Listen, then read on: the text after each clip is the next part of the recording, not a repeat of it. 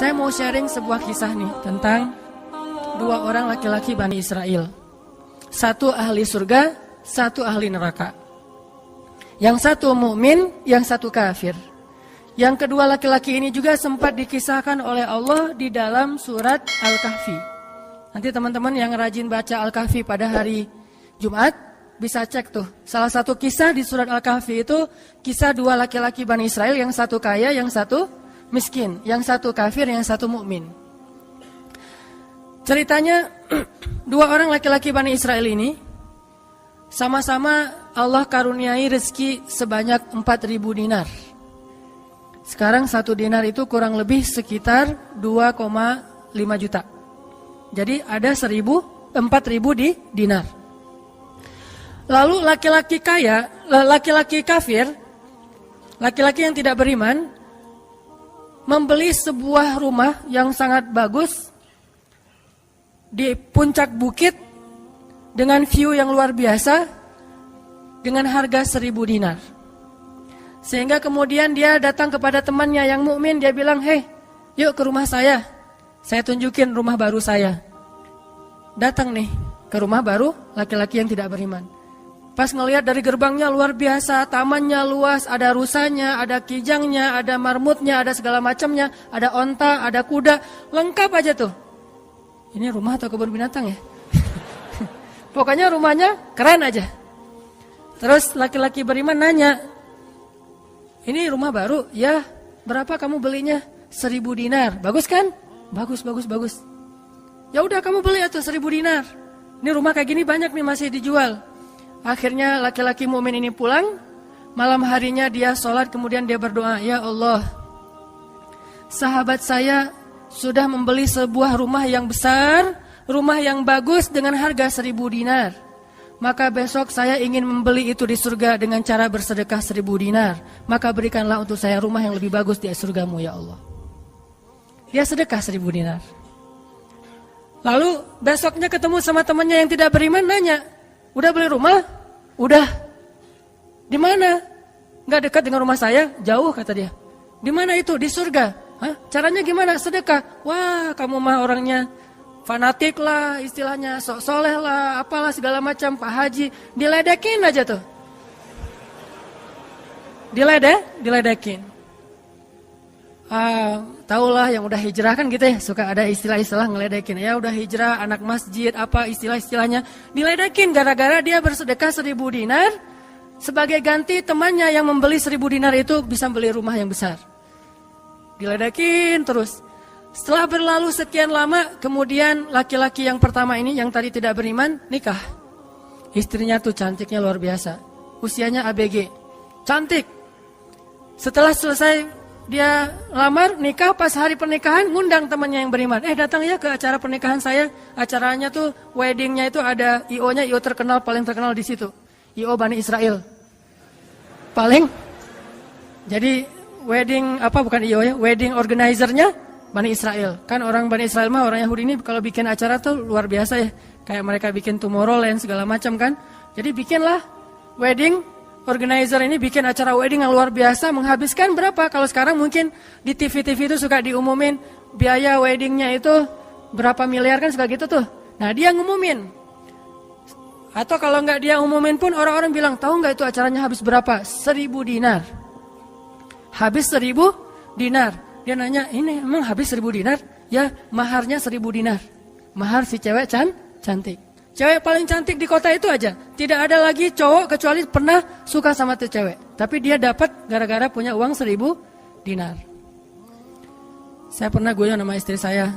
Nanti kalau anak kita nikah, maharnya nggak usah mahal-mahal. 2 miliar aja.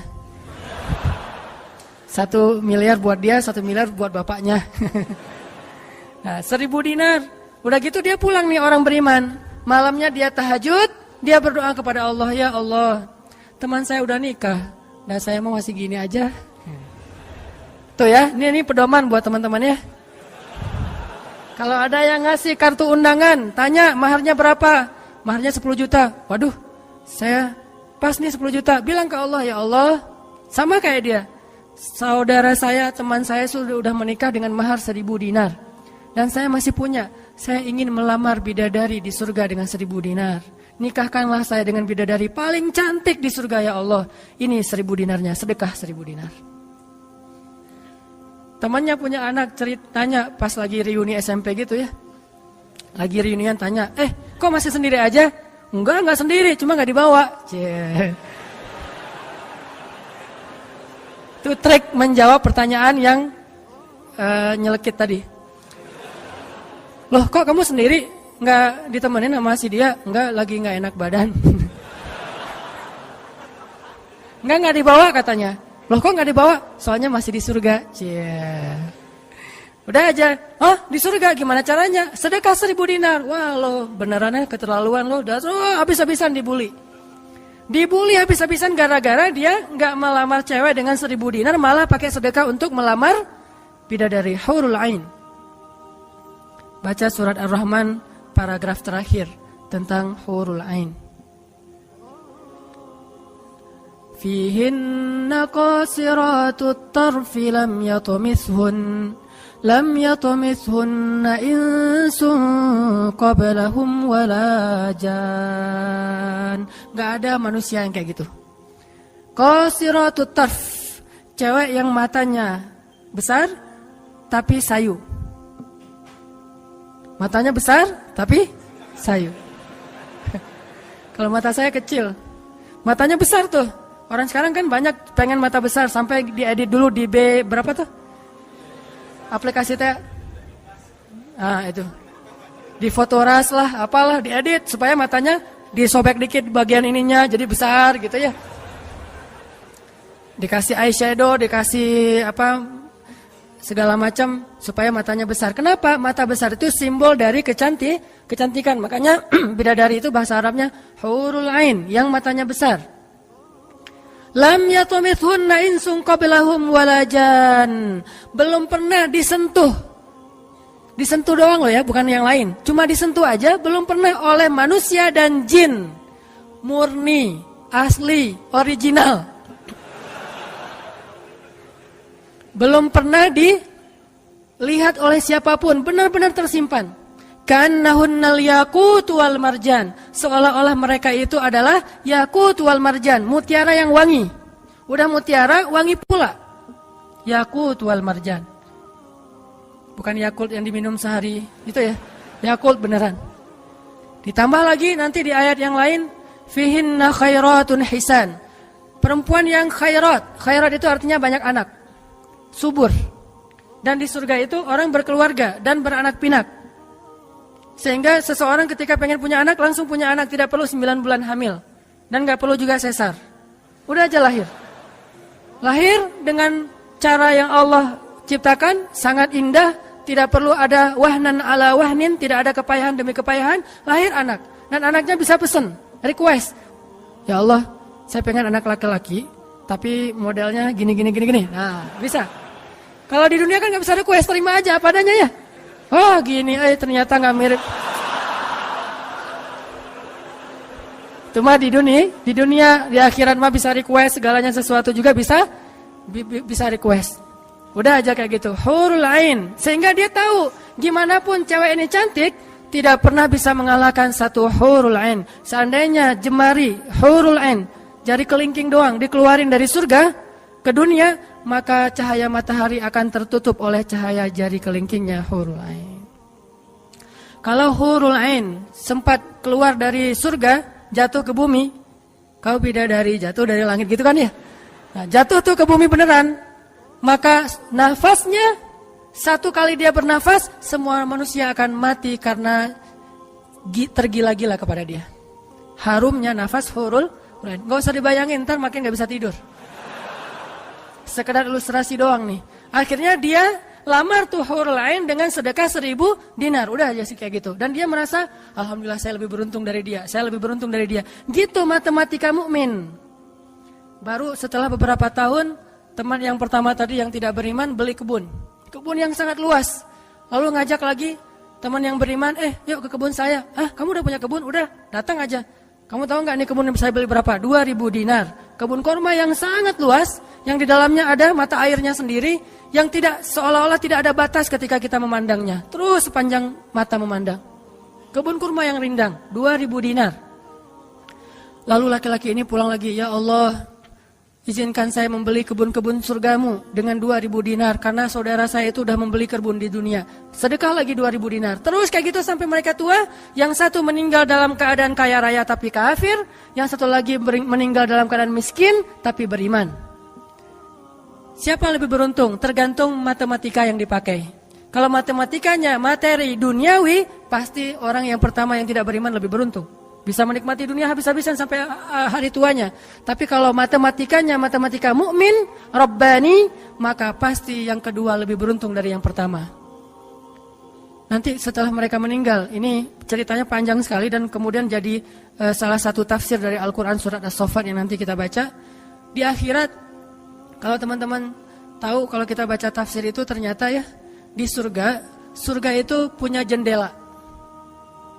Kayak rumah punya jendela. Cuman saya nggak tahu seperti apa bentuk jendelanya, karena surga itu kata Nabi, ma la ainun ra'at wa la uzunun sami'at. Yang nggak pernah dilihat oleh mata, yang nggak pernah didengar oleh telinga, yang nggak pernah dibayangkan oleh imajinasi manusia.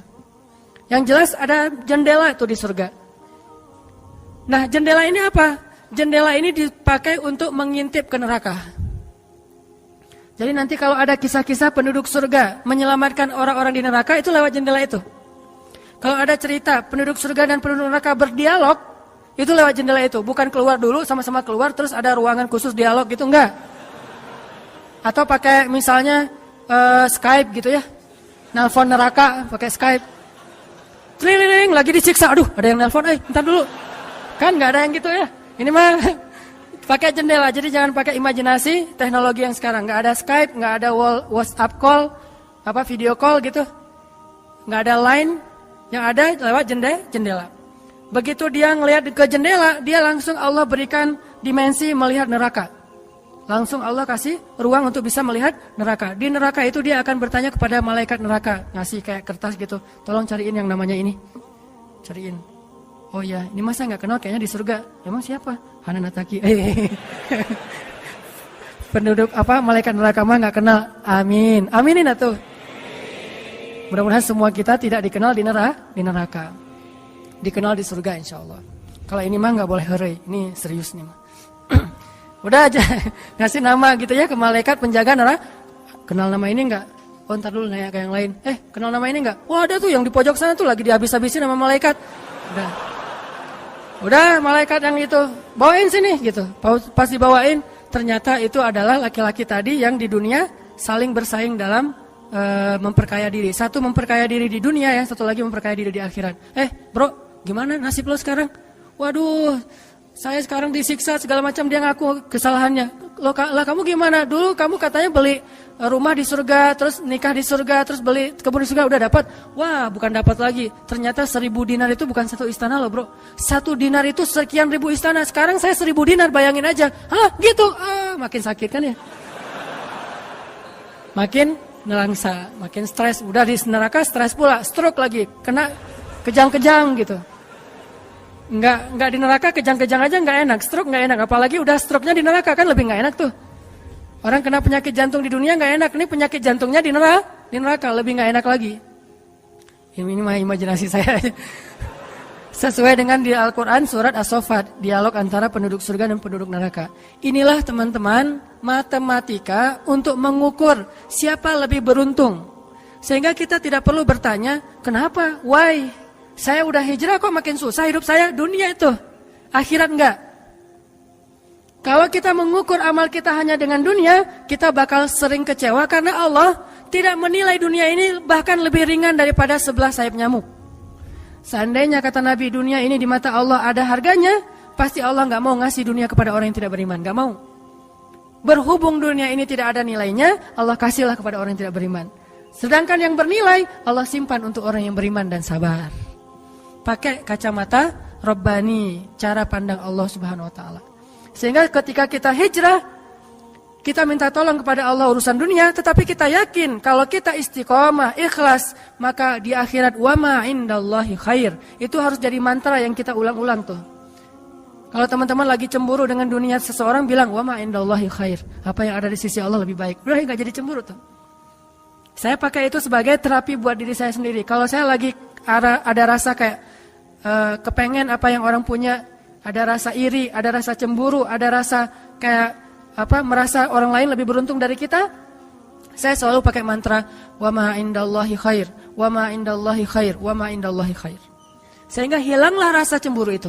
Apa yang ada di sisi Allah lebih baik, apa yang ada di sisi Allah lebih baik, apa yang ada di sisi Allah lebih walal akhiratu khairul laka minal ula wal akhiratu khairu wa abqa.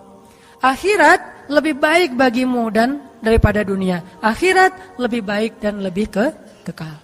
Itu aja yang kita ulang-ulang mantranya. Wa ma indallahi khair. Udah aja senyum. Kita yang istiqomah gini-gini aja, orang lain yang tidak istiqomah yang sudah melenceng jadi gitu.